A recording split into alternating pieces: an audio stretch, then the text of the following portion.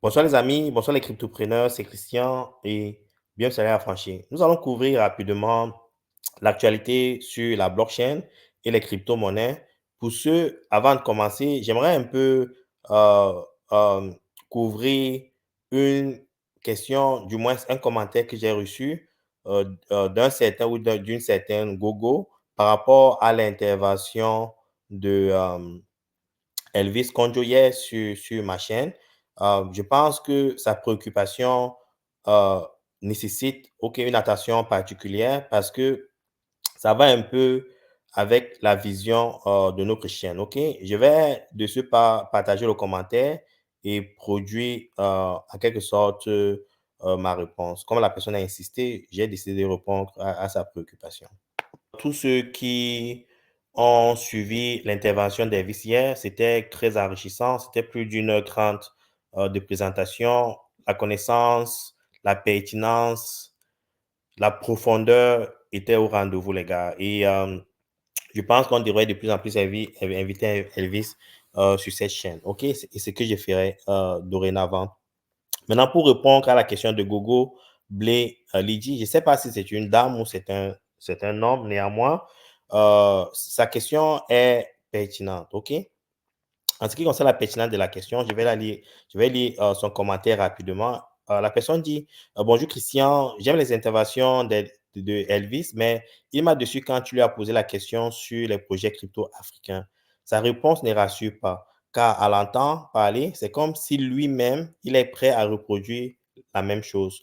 Les exemples des autres continents qu'il prend, celui de l'Ethereum, ne tiennent pas. En plus, il parle de la culture de l'échec. Donc, pour lui, les gens doivent investir l'économie de toute leur vie et perdre cela parce que Elvis a fui avec la caisse de l'entreprise et est revenu nous parler de culture d'échec.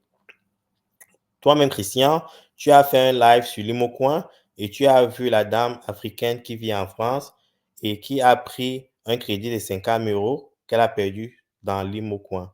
Tu sais, les jeunes africains aiment lancer des projets avec des bonnes idées juste pour voler des milliards à leurs propres frères africains. Et elle donne des exemples de Limocoin, Pécropé et autres.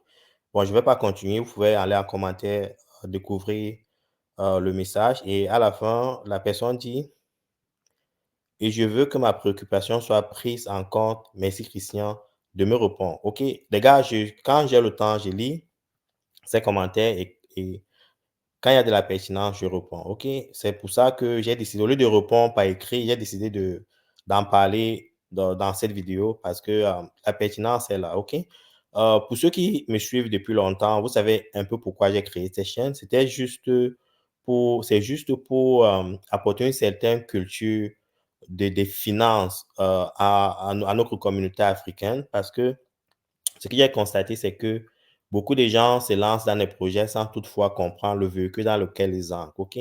Et à travers cette chaîne-ci, parce que nous sommes un peu spécialisés dans les cryptos actifs, le but, c'était juste d'alerter les gens par rapport au projet Ponzi, par rapport au scam, par rapport au shitcoin, au meme coin, et vous donner en quelque sorte des outils pour effectuer des recherches par vous-même et d'investir par vous-même, de vous éduquer par vous-même. Et cela, en quelque sorte, vous permettrait, OK, d'éviter des projets où il y a des scams et des ponzi. OK? C'est un peu ça le but de, de, de, de ces chaînes. OK? En quelque sorte, c'est de la littératie financière que j'apporte ici. OK? Sans toutefois être un expert, sans toutefois vous conseiller financièrement. OK? C'est juste à vous de prendre vos décisions. Maintenant, pour répondre à la question de Google, ce qu'il faut retenir de l'intervention d'Elvis, c'est quoi? C'est que, et c'est pour ça que je ne l'ai pas relancé, parce que j'ai compris en substance ce qu'il voulait dire. Elvis, quand il parlait de la culture d'échec, il ne se concentrait pas sur des projets Ponzi, sur les projets scam. OK? Quand Elvis parlait, Elvis se concentrait, c'est pour ça qu'il a pris l'exemple d'Ethereum. Il n'a pas pris l'exemple, par exemple, de, d'un projet comme, quel est j'oublie le nom de ce projet. Euh, c'était Bit quelque chose. Ça m'échappe, OK? C'était un projet Ponzi qui existait au même moment qu'Ethereum naissait, OK? BitConnect, OK? C'était le projet BitConnect, OK? Il n'a pas pris cet exemple-là. S'il avait pris cet exemple-là, je l'aurais relancé. Il a pris le projet d'Ethereum. Ce qu'il faut comprendre, c'est que Elvis se concentrait sur le fait que les gens vont prendre pour excuse le fait que l'IA Pécron et d'autres projets qui, avec des fondamentaux de scam, pour trouver une raison pour ne pas investir. Et c'est pour ça que, à mon avis, il ne voulait pas se concentrer sur ça. Alors, il a parlé de culture d'échec en disant que même les vrais projets, ça veut dire que un individu peut venir avec une idée classe pour résoudre un problème réel dans l'économie, mais les gens ne vont pas le suivre parce que les gens ont peur d'investir sur ces individus-là. Et il a pris des exemples bien précis. Par exemple, à la fin, on a parlé de son compte, de sa chaîne YouTube qui existe depuis longtemps, il a, je crois, 25 000 abonnés. Elvis devait être à 250 000 abonnés. Si nous, les Africains, nous avions cette culture de solidarité, de support, de communauté, on devait pousser sa chaîne, par exemple, à 250 000 abonnés. Et aussi, regardez par exemple ma chaîne. Ma chaîne existe il y a environ 3 ans. J'ai à peine 2000 abonnés, alors que les contenus sont très intéressants. Par contre, si vous regardez des chaînes, il a pris l'exemple des petits projets qui se mettent déjà en place en France, où la communauté supporte ces projets-là. Et ces personnes qui supportent ces projets-là acceptent le risque de perdre les investissements qui vont mettre dans ces projets-là. Donc, ce qu'elle voulait dire, c'était pas encourager en quelque sorte les projets Ponzi, les projets de scam. C'est pour ça que si vous allez par exemple dans sa chaîne, il y a à certains moments, il apporte un peu de la lumière sur ces projets de scam, comment détecter ces projets de scam et comment éviter de se lancer dans ces projets de scam, d'arnaque. Et c'est ce que j'ai fait aussi sur cette chaîne-ci, OK? C'est pour ça que j'invite la majorité des personnes de faire très attention sur le nombre de cryptos actifs qui existent parce que la majorité de ces crypto-monnaies sont des scams. Mais est-ce à dire que vous ne devez pas prendre le risque sur des bons projets pour pouvoir saisir les opportunités? Ça, ce que sauf si vous ne prenez pas ces opportunités, si vous ne prenez pas des chances avec ces opportunités-là, vous allez rester dans le statu quo et vous ne pourrez jamais avoir la chance de progresser dans la vie parce que vous serez toujours dans ces peurs de l'échec. C'est pour ça qu'il faut prendre des risques, vous lancer dans des aventures avec, avec vos fonds, mais pas des fonds que vous perdez sans que ça ait un impact sur votre vie. Donc, c'est un peu ce qu'il voulait dire. Et en passant, je vais l'inviter la prochaine fois qu'il viendra sur la chaîne, je vais revenir sur cette question-là. J'espère sincèrement, Gogo, que je réponds à ta question. Euh, et si ce n'est pas le cas, s'il te plaît, n'hésite pas à me relancer. OK? Néanmoins, je pense que nous devons garder un dynamisme positif. Il faut qu'on soit optimiste et surtout dénoncer ensemble ces jeunes qui viennent avec ces idées de scam. OK, si vous voyez des projets autour de vous, vous sentez que c'est du scam, n'hésitez pas à nous lancer. On va faire des recherches et on va en parler ici. OK, j'ai fait une vidéo récente sur un individu qui était dans l'IA et j'en parle de plus en plus, mais je ne peux pas aller en profondeur parce que je n'ai pas tous les faits. Donc, c'est pour ça il faut qu'on se mette, il faut que la communauté se mette ensemble pour pouvoir faire bloc à ces projets de scam-là. OK? Ceci dit, on va retourner à l'actualité des cryptos, des cryptos. OK? Un instant, les amis. On y va. Bon, vous voyez, le nombre total de cryptos actifs est toujours de 14 000. Je vous ai dit, avant la feuille du bourron, les gars, nous serons à plus de 15 000. Et je peux vous dire avec une certaine certitude que 95% de ces jetons-ci sont des scams, sont des ponzi, ou sont des projets qui ne vont rien apporter dans la communauté.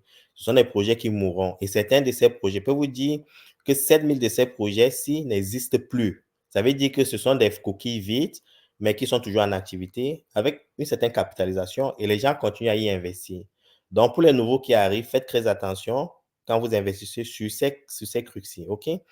Parce qu'il est fort probable que vous perdez votre argent. Et comme je l'ai dit, pendant le bull run, il n'y a que 10% des personnes qui investissent qui se font de l'argent pendant le bull run. Mais par contre, ceux qui me suivent sur ces chaînes, je peux vous dire que 30% de vous, au moins, feront de l'argent dans ce bull run. Si vous appliquez les stratégies, les plans d'entrée qu'on a produits depuis plus d'un an. OK? Faites très attention, les gars.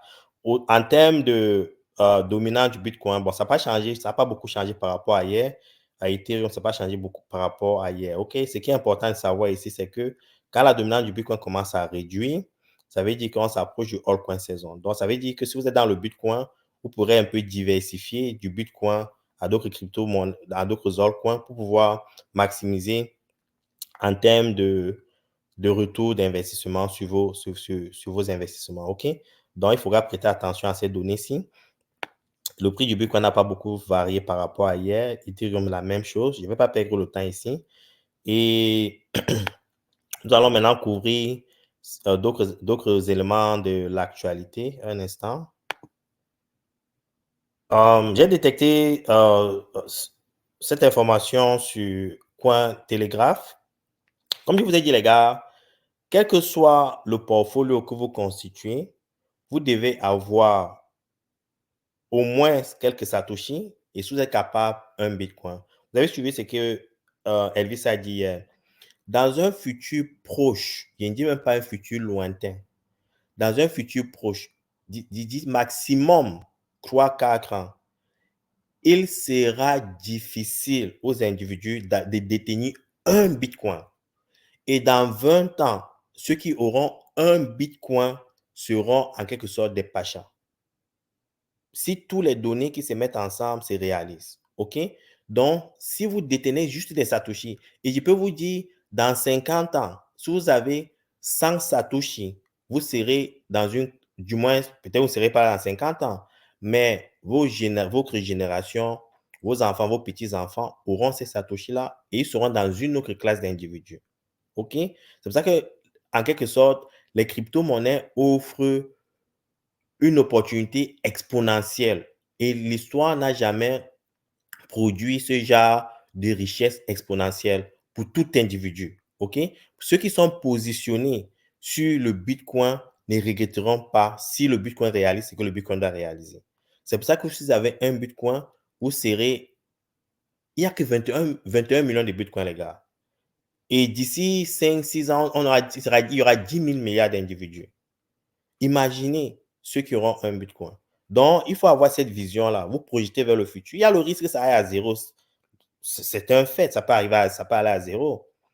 But who cares? Si vous prenez le risque et d'avoir un Bitcoin et d'être dans ce groupe restreint d'individus qui détient un Bitcoin dans le monde, ou au moins des Satoshi. Donc, il est important, les amis, je vous le dis et j'insiste, d'avoir au moins les Satoshi, au moins d'avoir les Bitcoins ou les fractions de Bitcoin dans votre portefeuille. Regardez un peu ce qui se passe sur les marchés en ce moment.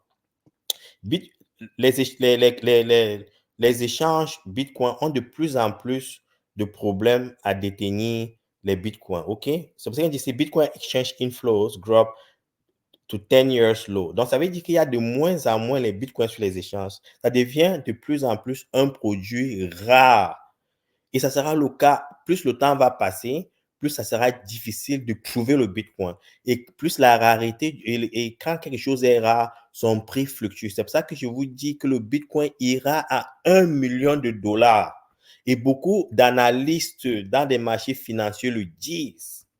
Et quand vous venez ici, vous me parlez des meme coins, je suis confus. Okay, je suis totalement confus. Si aujourd'hui, vous avez même 1000 dollars sur le Bitcoin, OK, et que dans 5 ans, ça va à 1 million de dollars, OK, donc imaginez, ça fait quoi? C'est 10, 20, ça fait un 20x. Non, 10? Oui, ça fait presque un 16x. Donc, si vous avez 1000 dollars, ça vous fait 16 000 dollars d'ici 5 à 10 ans. Donc, c'est pour ça que pour investir, il faut être patient. Il faut être discipliné. OK?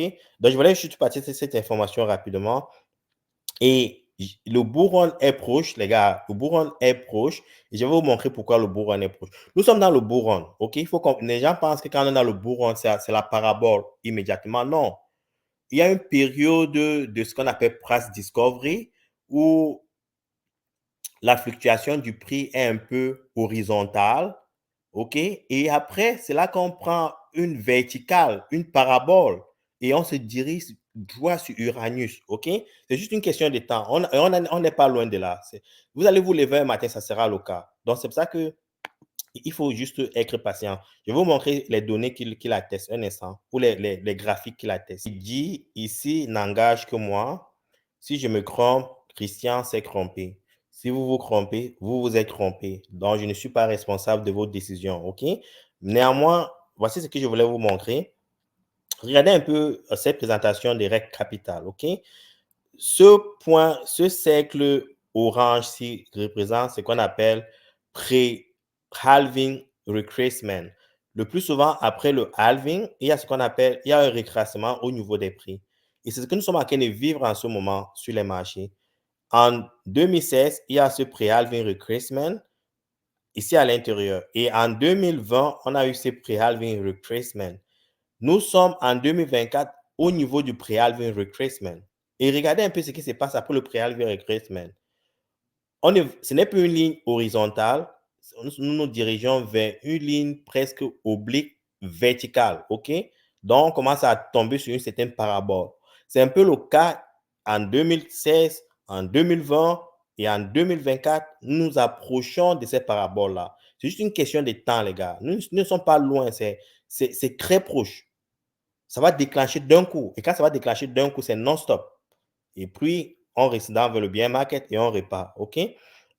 D'ailleurs, il faut, pour ceux qui sont un peu en découragement, il ne faut pas vous décourager. Si vous êtes en découragement, je m'en fous, c'est votre problème. Pour ceux qui sont là pour le long terme, vous avez la patience, félicitations à vous. Les amis, il faut juste être patient, OK? Ça s'en vient, OK? Last pre-halving retrace. Nous sommes dans le last pre-halving retrace. Et quand, après le pre-halving retrace, ça pompe, les gars. Ça pompe très mal. Regardez un peu le pre-halving retrace. Regardez comme ça va. Regardez comment ça va, gars. Non-stop. Ça, c'est la direction Uranus. OK? Donc, il faut juste être patient. Il faut avoir les couilles d'acier, comme je le dis le plus souvent sur cette chaîne. C'est ça qui va vous amener sur Uranus. OK? Il faut avoir les couilles d'acier pour arriver sur Uranus. Maintenant, je vais montrer une autre analyse de plan B. Un instant. Bon, voici une analyse de plan B. Il dit le prix moyen du Bitcoin entre 2020 et 2024 sur le cycle du halving était de 34 000 $. OK? Et quand ils ont fait le stock to flow model, la prédiction du stock to flow model en 2019 pour ces prix de 34 000 $, donc pour cette prédiction, le prix moyen, ils avaient estimé que le prix moyen devait être à 54 000 $. Néanmoins, ils sont venus short, ils sont courts, ils sont retrouvés à 34 000 $. OK? Ce qui représente en quelque sorte, j'ai calculé rapidement tout à l'heure, ça représente 61% de probabilité de accuracy, du moins, ils sont arrivés à 61% de leur projection. OK? Au lieu de 55 000 $, ils sont arrivés à 34 000 $. OK? Donc, ça représente 61% de leur prédiction, ce qui est un chiffre très positif. OK? Maintenant, sachant qu'à cette époque-là, le prix du Bitcoin est seulement de 4 000 $. Donc, c'est passé de 4 000 $ à un prix moyen de 34 000 $. OK? Maintenant, ils refont la même analyse sur les projets. Ils projettent ça entre 2024 et 2028. Ils estiment que le prix du Bitcoin sera de 500 000 $ entre 2024 et 2028, ce qui retrouve un peu les mêmes estimations que Cathie Wood, OK?